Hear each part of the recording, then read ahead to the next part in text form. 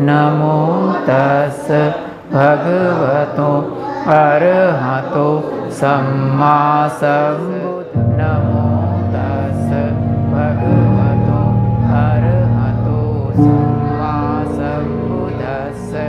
नमो तस्। To accelerate the wheel of Dhamma, subscribe the channel and press the bell icon. विश्व वंदनीय महाकारुणिक भगवान तथागत सम्यक संबुद्ध के कदमों में तेवार अभिवादन। हमारे सबके आदर्श Bodhisattva Bharat Ratna symbol of knowledge doctor बाबा साहब भीमराव आम्बेडकर, जिनके धम्म के कारवां को हम आगे बढ़ा रहे हैं और आप सब श्रद्धावान उपासक एवं उपासिकाएं। आज अमावस्या है और वर्षावास समापन होने में करीब 15 दिन बाकी रह गया है। ग्रंथ पूरा तो नहीं हो पाएगा, शायद हम कोशिश करेंगे।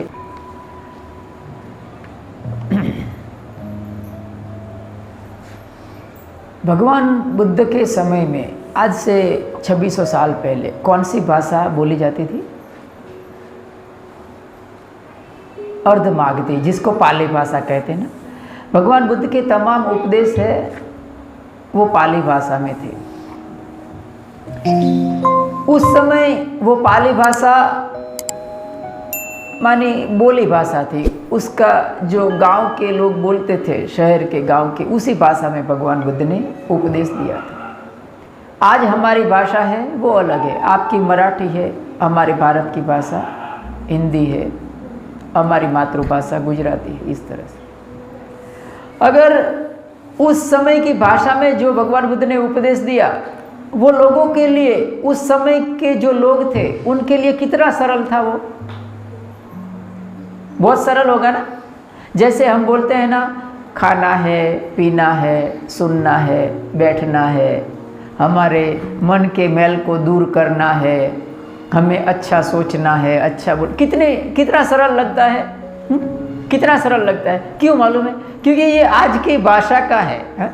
उस भाषा जो भगवान बुद्ध के काल में कैसी थी? अभी देखो, आपको कहूँगा ना व्यापाद, कैसा लगेगा? अरे ये कैसा भाषा है भगवान बनते जी।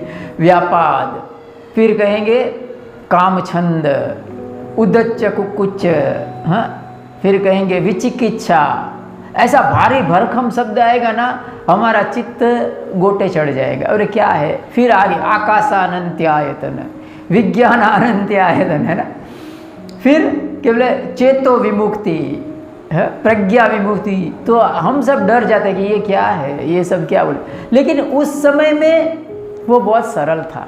उस समय में बहुत ही सरल शब्द थे, वो समझने में बहुत सरल था। अगर उसी जमाने के आज अगर समझना है उसी जमाने की भाषा को, तो उसे बहुत सरलता से आपको ध्यान करना पड़ेगा। ध्यान करके अंदर उतरेंगे तभी वो जो कहना चाहते थे वो हम समझ पाएंगे। देखिए, इसीलिए हमेशा कहते हैं ना, जितने भी शास्त्र की रचना हो जाती है ना, पुरातन शास्त्र की, वो सब गड़बड़ कर देते हैं। उस जमाने में वो क्या कहना चाहते थे, भगवान बुद्ध क्या कहना चाहते थे, उनका दृष्टिकोण क्या था, वो समझने में हम कच्चे उतरते हैं। क्यों?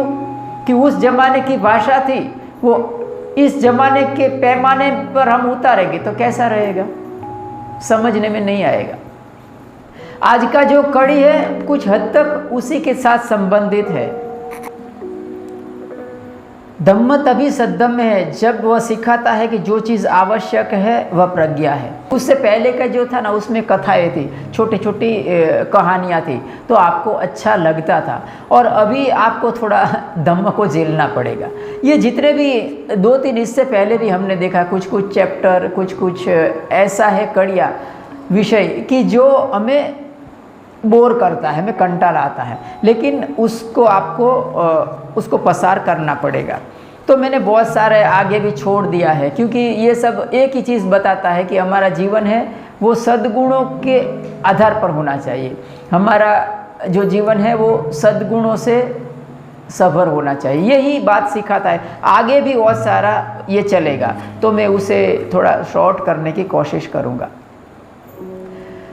जो पहले का जो धम्म था वो ज़्यादातर वो किसके ऊपर आधारित था और वो किसके ऊपर वो ज़्यादा वजन देते थे, वो हम सब अच्छी तरह से जानते हैं कि विद्याओं को ज़्यादा वजन देते थे ना, तरह तरह की। उसको भगवान बुद्ध ने ब्राह्मणी विद्या कहा था। ब्राह्मण विद्या को बहुत मूल्यवान समझते थे। केवल शिक्षित और विद्वान आदमी उनके लिए पूजा के योग्य था, भले ही वह शीलवान हो या अथवा नहीं। आदमी गुणवान हो, शीलवान हो कि नहीं, ये ज़्यादा महत्वपूर्ण नहीं कहा जाता था, बजाय कि वो कितना विद्वान है, उसमें कितना विद्याएं जानता है, इन सब बातों को ज़्यादातर महत्व बताया जाता था। भगवान बुद्ध ने प्रज्ञा और विद्वता को अलग थलग बताया है। अभी देखिए, भारी भरकम शब्द हो गया ना आपके लिए, भारी भरकम हो गया ना, ये क्या बनते जी बात करें, क्या प्रज्ञा होता है, हमको कुछ भी नहीं मालूम है। आपको सरल शब्द में कहता हूँ, प्रज्ञा और विद्वता, विद्वान और प्रज्ञा। प्रज्ञा, विज्ञान और ज्ञान, ये तीनों भेदों को हम समझने की कोशिश करते हैं आसान शब्दों में। देखिए, हमारे पास कितनी इंद्रियां हैं? 5 इंद्रियां है ना, आँख है, कान है, नाक है, जीभ है और हमारा स्पर्श का इंद्रिय है, चमड़ी का है, स्पर्श करते हैं। ये 5 इंद्रियां है। ये 5 इंद्रिय जो है ना, वैसे तो देखा जाए तो 6 इंद्रिय है, हमारा मन भी है, लेकिन जहाँ तक 5 इंद्रियों का सवाल है तो वो उसका जो कार्यशैली है ना, वो द्विमुखी है, द्विमुखी कार्यशैली है। द्विमुखी अर्थात बाहर भी देखती है, अंदर भी देखती है ना। हमारे इंद्रियां है ना, हम बाहर देखते हैं ना, देखिए मैं आज देख रहा हूँ, आप बैठे हैं, आप मुझे देख रहे हैं, आँखों से हम देख रहे हैं, लेकिन जब ये रात को सो जाए तो हमें ख्वाब आता है ना, तो उसका ये क्यों ख्वाब आया? क्योंकि हमारी आँख है, उसने अंदर देखना शुरू किया। हम कल्पना करते हैं तो आँख अंदर देखना शुरू कर देती है। तो हर एक इंद्रिय का ऐसा कार्यशैली है। कान का भी है, जैसे कि आप मुझे सुन रहे हैं, लेकिन कोई बार ऐसा होता है कि हमें अंदर की आवाज़ सुनाई देती है। आप ध्यान करेंगे ना तो अंदर का आवाज़ सुनाई देगा आपको, अंदर कुछ, अंदर का कोलाहल हो रहा है, अंदर आवाज़ आ रहा है, वो आपको सुनाई देगा। जब भी आप ध्यान में से पसार होगे तो हमारे कान ने अंदर सुनना शुरू किया, बराबर। उसी तरह से हमारा स्वाद इंद्रिय भी है, जीभ का भी ऐसा है। हम बाहर से कुछ खाते हैं, मीठा खाते हैं, तीखा खाते हैं, लेकिन अंदर से भी एक स्वाद आता है। उसी तरह से हमारा स्पर्श है ना, कोई हमको टच करता है, स्पर्श, तो हमें अनुभव होता है, लेकिन अंदर का एक स्पर्श होता है, अंदर का कंपन हो रहा है, अंदर एक प्रकार का स्पर्श हो रहा है, वो भी स्पर्श है, लेकिन वो अंदर का स्पर्श है, बराबर। तो इतना तो समझ में आता है ना, इसमें कुछ कठिन नहीं है। तो प्रज्ञा किसको कहते हैं? प्रज्ञा का अर्थ है जो प्रत्यक्ष ज्ञान है। प्रज्ञा अर्थात प्रत्यक्ष ज्ञान है, जो हमें अनुभव से आता है, चाहे इंद्रियों का भी अनुभव क्यों ना हो। इंद्रियों का अनुभव भले हो, लेकिन प्रत्यक्ष होना चाहिए। प्रत्यक्ष ज्ञान कैसा होता है? जो अंदर से आता है। अंदर आपको अनुभव होता है कि क्या सही है, क्या गलत है। देखिए, क्या अच्छा है, क्या बुरा है, नहीं। ये विद्या जितनी भी थी ना, वो उसका मापदंड था क्या अच्छा है, क्या बुरा है। भगवान बुद्ध ने कहा क्या सही है, क्या गलत है। अंदर जब ही उतरते हैं प्रज्ञा, तो उसी को प्रज्ञा कहा, जो प्रत्यक्ष जानना होता है। आदमी जब ध्यान करता है तो उसे आंतरिक अनुभव से उसे पता चलता है कि क्या सही है और क्या गलत है, उसी को प्रज्ञा कहते हैं। विज्ञान है, विज्ञान किसको कहते हैं? जो साधनों का गुलाम होता है। विज्ञान हमेशा साधनों का गुलाम होता है ना। हमें बात करना है कहीं, हमारा कोई परिवार वाला बैठा है बम्बई में, तो हमें किससे बात करना पड़ेगा? इस मोबाइल से बात करना पड़ेगा ना, मोबाइल के बगैर नहीं हो सकता है। उसी तरह से विज्ञान का क्षेत्र है, उसे सीधा साधन की ज़रूरत पड़ती है। तो इसीलिए विज्ञान को कहता है विशेष ज्ञान, उसको साधन की ज़रूरत पड़ती है। जो ज्ञान है वो बाहर का ज्ञान है, बाहर का ज्ञान है, लेकिन वो इंद्रियों के जरिए जाना जाता है।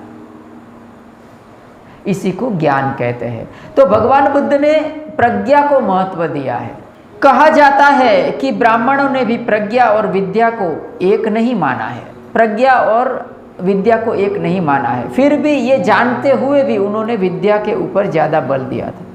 भगवान बुद्ध उस समय कलकंद निवाप में विहार करते थे। राजगिरी के आसपास एक विस्तार है कलकंद निवाप, उधर भगवान बुद्ध ठहरे हुए थे। उधर कोई ब्राह्मण के साथ भगवान बुद्ध की भेंट होती है और वो ब्राह्मण था, वो 4 प्रकार का गुण बताता है एक आदमी का, वो 4 प्रकार के गुण बताता है। वो कौन से गुण है? तो वो कहता है कि वो पहला ही गुण बताता है कि वो विद्वान होता है। उनकी मान्यता के अनुसार जो विद्वान होता था वो सभी जगह पूजा जाता था। हाँ? वो सभी जगह पूजा जाता है, चाहे वो यहाँ हो चाहे कहीं पर हो। शीलों को उतना महत्व नहीं दिया गया था। तो वो कहता है कि पहला गुण है कि वो विद्वान होता है। दूसरा गुण है उसका स्मरण शक्ति अच्छा होता है। देखिए चीला चालू चीज़ है ना। पहला तो वो विद्वान होता है, दूसरा उसका स्मरण शक्ति अच्छा होता है, माने वो याददाश्त उनकी अच्छी होती है। तीसरा गुण उसने बताया, ये कौन बताया? ये बता रहा है कोई ब्राह्मण भगवान बुद्ध को मिला था जब भी वो कलकंद निवाप के आसपास भगवान बुद्ध ठहरे हुए थे। तो वो ब्राह्मण उनको 4 गुण बताता है कि एक आदमी के 4 गुण कौन से श्रेष्ठ होते हैं। तो बोला वो विद्वान होता है। दूसरा बताया उसकी स्मरण शक्ति याददाश्त अच्छी होती है। तीसरा बताया उसने कि वो गृहस्थी जीवन में अच्छा कुशल होता है। गृहस्थी के जीवन में वो कुशलता हासिल करता है कि गृहस्थी जीवन कैसे अच्छी तरह से बिता सकते हैं, कैसे सुख शांति पूर्वक हम जी सकते हैं। और एक उसने गुण बताया चौथा कि वो उस प्रकार की क्षमता रखता है कि क्या उचित है और क्या अनुचित है। उसमें एक प्रकार का बुद्धि होता है कि क्या उचित है और क्या अनुचित है। ये 4 प्रकार का गुण वो आदमी ने बताया। और वो भगवान बुद्ध को पूछता है कि क्या श्रवण आप मेरी इस प्रकार की जो मान्यता है उसके साथ आप सहमत हैं? अभी भगवान बुद्ध क्या कहते हैं? भगवान बुद्ध उनको कहते हैं ना तो मैं तेरी बात के साथ सहमत हूँ, ना ही मैं तेरी बात का विरोध करता हूँ। ना तो मैं तुम्हारी बात की प्रशंसा करता हूँ और ना ही मैं निंदा करता हूँ। लेकिन फिर भी जो तुमने जो 4 गुण बताए हैं उनसे मैं जो गुण बताने जा रहा हूँ उनसे सर्वथा भिन्न है। हे ब्राह्मण, एक आदमी बहुत लोगों के कल्याण के लिए, बहुत लोगों के सुख के लिए समर्पित होता है। देखिए पहले ही गुण में भगवान बुद्ध ने कितनी बड़ी बात कर दिया कि आदमी को स्वार्थी नहीं बनना है, मुझे ही शांति मिले, मैं ही सुखी बनूं, ऐसा भगवान बुद्ध ने पहले ही गुण में उनका सर्वथा छेद उड़ा दिया। उन्होंने क्या कहा? वो दूसरों के हित के लिए काम करता है, दूसरों के सुख के लिए काम करता है। उसके कारण बहुत सारे लोग आर्य मार्ग में बुद्धि के साथ स्थित होकर सुंदर स्वभाव वाले बनते हैं। वो उनके लिए हितकर होता है। देखिए उन्होंने क्या कहा? आर्य मार्ग में स्थित होता है। भगवान बुद्ध ने इसी एक सेंटेंस के ऊपर एक बात महत्वपूर्ण कह दी कि दूसरों का सुख कैसे हो सकता है। सबसे बड़ी बात है कि क्या दूसरे को हम धन का मदद करेंगे तो वो सुखी हो जाएगा? नहीं। क्या किसी को कपड़े का मदद करेंगे तो वो सुखी हो जाएगा? एक बार उसको कपड़ा दे दिया तो दूसरी बार भी कपड़े का ज़रूरत पड़ेगा। एक बार उसको हमने खाना दे दिया, दूसरी बार भी खाने का ज़रूरत पड़ेगा। हमेशा के लिए उसका दुख दर्द दूर नहीं हो सकता है। तो किसी का दुख दर्द दूर करने का उपाय क्या है? तो भगवान बुद्ध कहते हैं वो आर्य मार्ग के ऊपर स्थापित हो।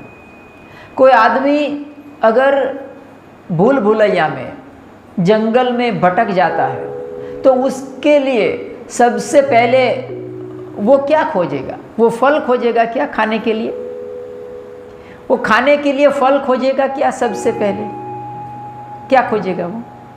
मार्ग खोजेगा ना, पहले वो मार्ग खोजेगा कि मार्ग क्या है। वो खाने का फल है, पानी है, उसके लिए दूसरी नंबर पर बात हो जाएगा। पहले तो वो खोजेगा कि मैं इस अरण्य में से, इस भूल भुलैया में से बाहर कैसे निकलूं। तो सबसे महत्वपूर्ण क्या हो गया? मार्ग हो गया।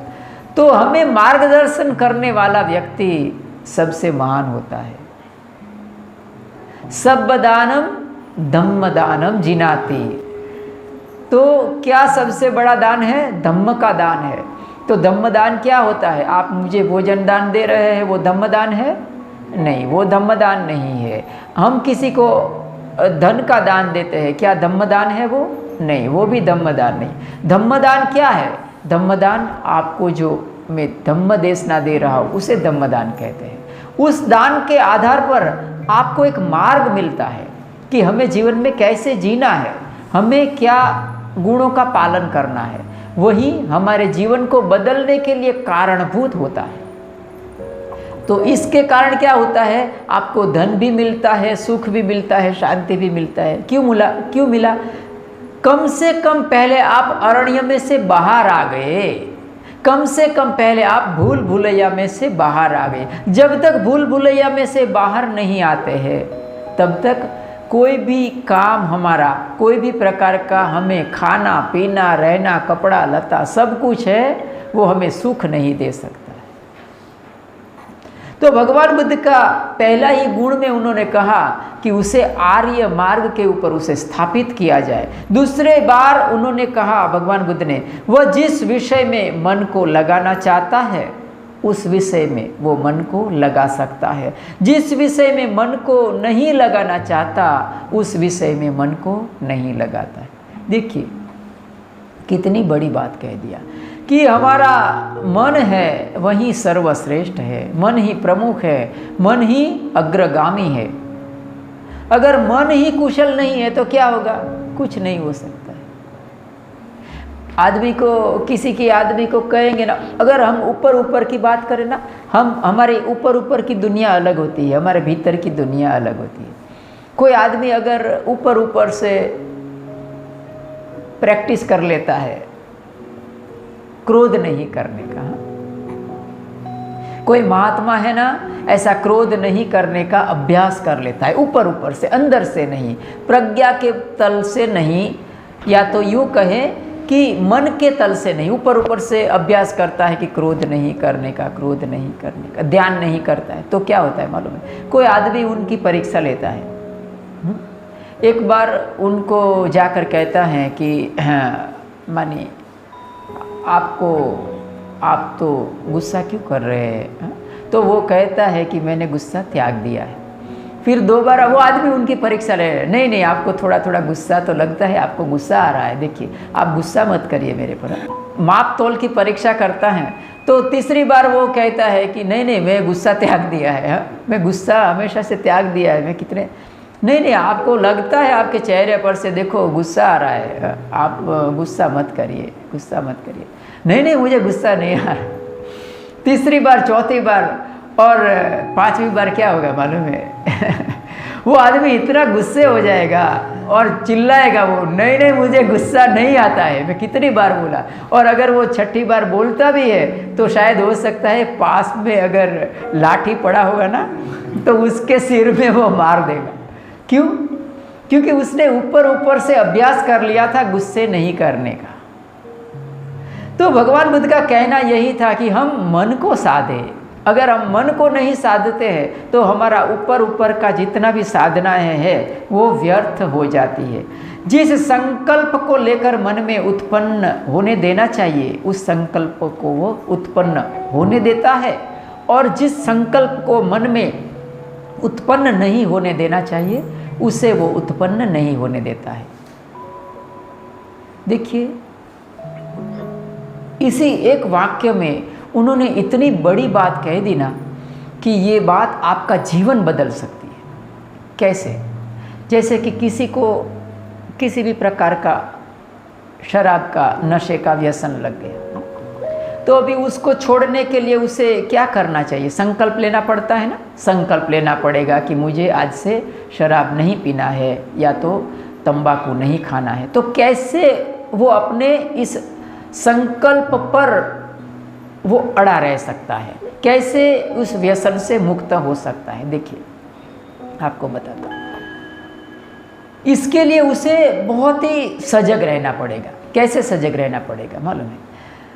कोई भी चीज़ मन के तल पर शुरू होती है, मन के तल पर एक लहर आती है, अंदर एक तड़प जगा शराब पीने का, अंदर एक तड़प जगा तंबाकू खाने का। तो क्या करने का? जैसे ही अंदर जगा इच्छा, तुरंत ही उसे खत्म कर दो। समझ रहे आप? अंदर इच्छा जगा ना, जैसे ही विचार आया, अंदर शब्द उठा तंबाकू, हाँ, अंदर शब्द उठा कि शराब, वैसे ही उसको दबा दो, वैसे ही उसको ख़त्म कर दो कि मेरे मन में सवाल उठ रहा है, मेरे मन में विचार जाग रहा है, उधर ही उसे ख़त्म कर दो। इसी बात भगवान बुद्ध को बता रहे थे कि अंदर एक सवाल खड़ा हुआ, अंदर एक शब्द खड़ा हुआ कि शराब, शराब का विचार जन्म के साथ ही उसे ख़त्म कर दो। तो देखिए, आप में से किसी को भी अगर ऐसा है व्यसन, तो आप इसका अगर अभ्यास करेंगे ना, चुटकियों में आप सफल हो जाएंगे। अंदर सवाल उठा, अंदर विचार उठा, अंदर शब्द उठा, उसी के साथ उसे ख़त्म कर देगा कि ये मेरे मन में सवाल जाग रहा है, देखिए मुझे ये हराने की कोशिश कर रहा है, ये मुझे मेरे संकल्प बल को तोड़ने की कोशिश कर रहा है, उधर ही उसे ख़त्म कर दो। तो देखिए, एक बार ख़त्म करेंगे, 2 बार ख़त्म करेंगे, 3 बार ख़त्म करेंगे, चौथी बार वो आपके अंदर विचार आएगा नहीं, और आएगा तो भी वो आपके संकल्प बल है उसे तोड़ नहीं पाएगा। तो भगवान बुद्ध का यही कहना था कि संकल्प बल, संकल्प जो लेना है वही संकल्प लेता है, दूसरा संकल्प इर्द गिर्द का संकल्प नहीं लेता है। सम्मा संकल्पो। आगे तीसरा गुण बताते हैं भगवान, वह जब चाहे बिना कठिनाई के, बिना कष्ट के चारों लोकोत्तर ध्यान को प्राप्त कर सकता है, जो इस जीवन में सुख विहार के लिए चारों लोकोत्तर ध्यान को प्राप्त कर सकता है। अभी देखिए, ये 4 ध्यान की बात आया, आपको पहले भी बताया मैंने कि ये जितने भी विषय है वो थोड़े कंटालाजनक है, तो आपको समझने की कोशिश करना पड़ेगा। 4 लोकोत्तर ध्यान, मानी भगवान बुद्ध का जब निर्वाण हुआ ना, तो चौथे ध्यान पर हुआ था। भिक्षु जितने भी थे भगवान बुद्ध के काल में, उनका जब ही अपने शरीर को त्यागते थे तो वो चौथे ध्यान में जाकर त्यागते थे। 4 ध्यान की अवस्थाएं हैं, वो बहुत महत्वपूर्ण है।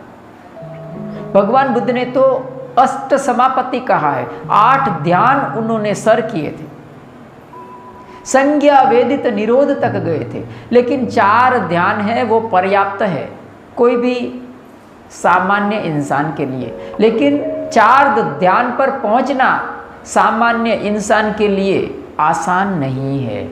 सुख सच पहाना, दुख सच पहाना, उब्बेव सोमनुसानम दोमनुसानम अथंगमा।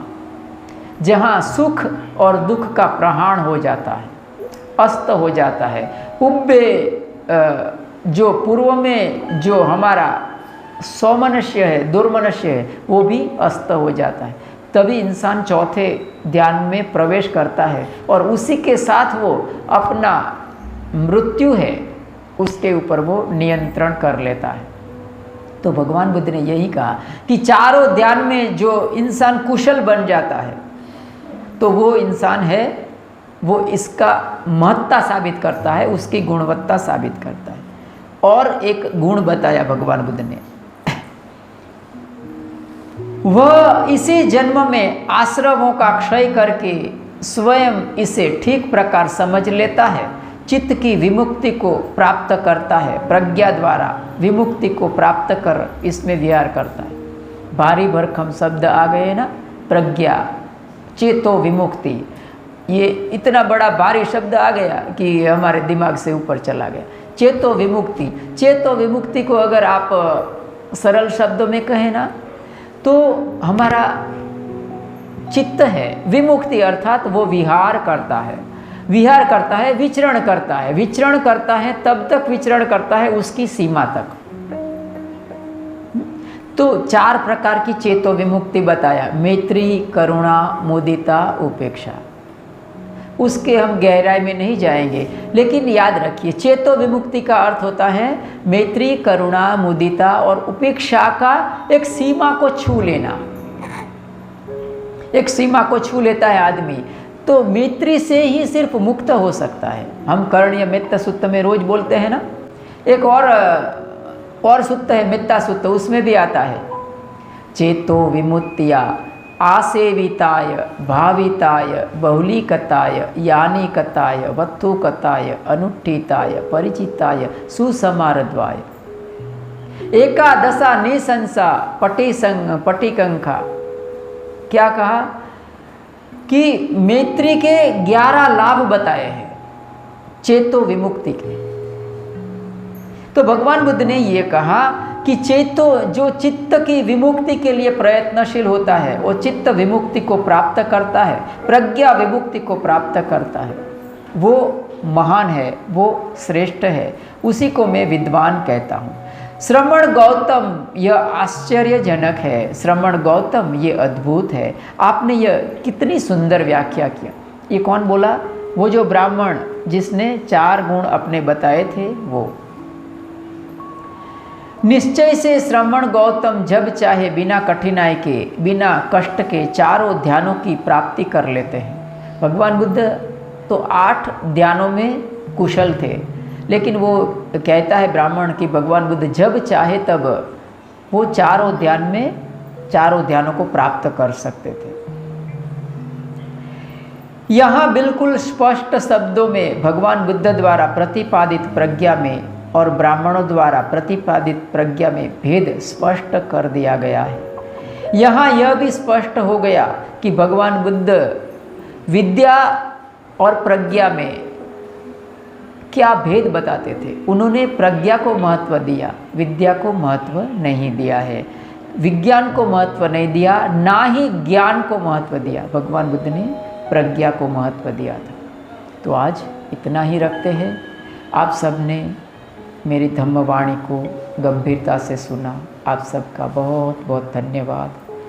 सबका मंगल हो, सबका मंगल हो, सबका जीवन धन धान्य धर्म आरोग्य और प्यार से समृद्ध बने, समृद्ध बने।